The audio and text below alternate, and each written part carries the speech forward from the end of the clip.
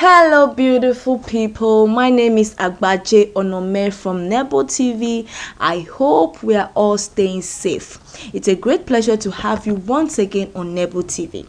Today we are going to be discussing a very interesting and controversial news which is trending now in various social media platforms. A news flashback of This Day newspaper released on April 13th, 1997, which reads Tinubu's statement over the oneness of Nigeria. Here is the headline for today's news. Tinubu under fire over comments of "I don't believe in one Nigeria" made years ago. So very quickly we are going to go into today's news in details. The former Lagos State Governor and the All Progressive Congress APC chieftain, who is also aspiring for presidency in 2023 as Asiwaju Bola Tinubu, is under attack over an old newspaper comment in which he said, "I don't believe in one Nigeria." On Wednesday, 26th of August 2020, the social media users took to their various social media handles to blast and mock the APC chieftain over his comment. So many comments centered on how Mr. Tinubu, who is believed to be eyeing the #1 position in the country come 2023, made the statement in the April 13, 1997 edition of This Day newspaper. Social media users wondered how an individual who doesn't believe in one Nigeria would want to be the president of the same Nigeria he condemned years ago. In April 13, 1997, the national leader of the APC, Asiwaju Bola Tinubu, said that amalgamation of Northern, Southern and Eastern Protectorate to form one Nigeria is questionable. Thus, he doesn't believe in one Nigeria. A Twitter user tweeted on his handle saying, April 13, 1997, Tinubu maintained he didn't believe in one Nigeria. But then, he looted Lagos State from 1999 till today. He has been singing the song of one Nigeria to the detriment of all Oduduwas. However, another user defended Mr. Tinubu, saying that the comment was made when the APC leader went on exile after being threatened by the then military head of state, General Sani Abacha. He said because the man ran out of the country when his life was threatened. Therefore, the statement was made at the right time. He went on exile and Nigeria was actually crashing then in the hands of the military dictator. So the statement as at that time is justified. Another social media user begged God to look over the nation, noting that leaders of the country are filled with greed and personal interest. Well, it is so interesting to know that the same person who wants to be the president of Nigeria come 2023 had once condemned and never believed in Nigeria. If he never believed then, does he believe now? That's a question for us all to ask ourselves as regards the 2023 presidential election before choosing who to lead us. During one of the phone call interviews with Channel TV on August 2020, Oshiomhole was asked what should the Edo people believe as regards his recent claim that Governor Obaseki is not certified to be a governorship candidate, in contrast to what he said about his educational background during Obaseki's first governorship campaign. Oshiomhole said Obaseki's educational background regarding his study at the University of Ibadan is now an open secret.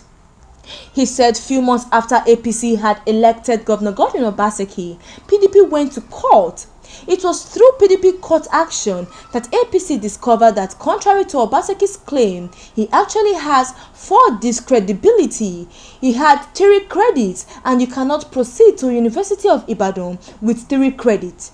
Meanwhile, in his sworn affidavit, it shows that he finished University of Ibadan in 1976 and attached a photocopy which shows 1979.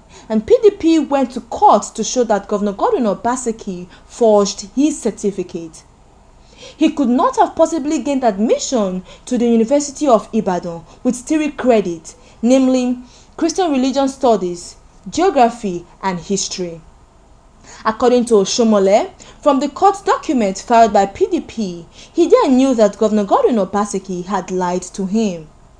And this is the reason the screening committee, which was made up of professors and senior advocates of Nigeria that was constituted to screen the candidates, filed that, given his credentials, which he has further compounded this year 2020 by attaching fake originals, that it is not possible for him to certify and stand to contest for governorship election, and so he was disqualified. When responding to a question of him saying that Iyamu wasn't a lawyer in the previous governorship election, he said that is what he was told, but now he knows the fact because thereafter, people who were his classmates in law school had come out to say that Iyamu was actually their classmate in Law School of Nigeria. He further said that Obaseki is the apex to miscommitment to Edo people. According to him, that means he wants to continue all of those things that has taken Edo backward and has described Edo as a construction site. Adams Aliyu Oshiomhole made claims that Obaseki did not build a single primary or secondary school in the 4 years of his tenure. On the contrary, he closed down College of Education, which he himself had upgraded to University of Education during his time as a governor. He also said that Obaseki closed down College of Agriculture and also closed down the School of Nursing. According to him, he paid 75% of the hospital building project before his tenure elapsed. Also, Governor Godwin Obaseki made budget twice in 2017 and 2018 budget, where he made provision to make the balance payments. According to Oshiomhole, up till now, Obaseki hasn't paid a dime. When he was asked if Obaseki's popularity was a threat to his party APC, Oshiomhole said Obaseki cannot be a threat because he is not a qualified candidate. When he was replying to the issue of violence allegedly planned by his party APC to disrupt the forthcoming election, Adams Oshiomhole said Obaseki in one of his statements said he and his deputy are above the law and he would deal with anybody. Adams Oshiomhole interpreted the word anybody which Obaseki mentioned as his opponent. According to Oshiomhole, that was a threat statement. And so we've come to the end of today's news on Nebo TV. Hope to see you next time. God bless you and God bless Nigeria.